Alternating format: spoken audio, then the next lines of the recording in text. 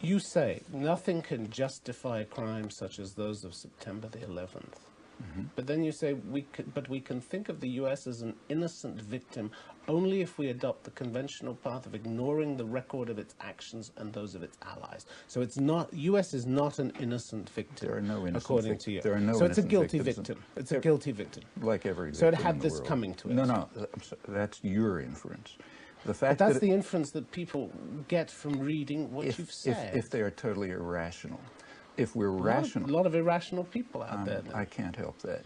If we're rational, we will recognize that the United States, Britain, France, and I can go down a long list, have a terrible record of atrocities, and that does not justify violent acts against them. But you seem to see this moral equivalence the whole There's time no between moral- bin Laden and Bush, don't you? Moral equivalence is a term of propaganda that was invented to try to prevent us from looking at what the acts for which we are responsible. You say there are plenty of reject bin that Ladens on both sides. Pardon? You say there are plenty of bin Ladens, there are bin Ladens all over the world. on both sides. There are plenty that's of moral equivalence. No, it's that's not. a polemic, It's not moral equivalence. There is no such notion. There are many different dimensions and criteria. For example, there's no moral equivalence between the bombing of the World Trade Center and the destruction of Nicaragua, or of El Salvador, of Guatemala. The latter were far worse by any criterion.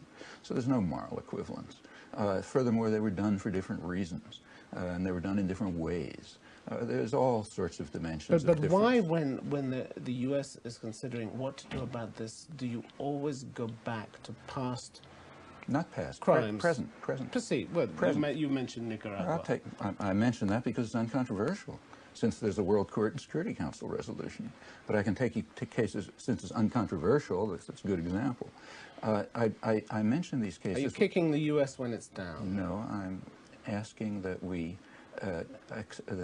accept the definition of hypocrite given in the Gospels. I think that's correct.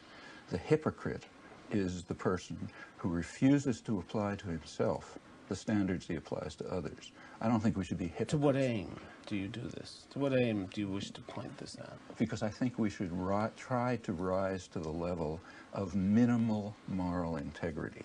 Once we can rise to the level of minimal moral integrity, then we can discuss these issues seriously. If we can't even rise to that level, there's any point to talking.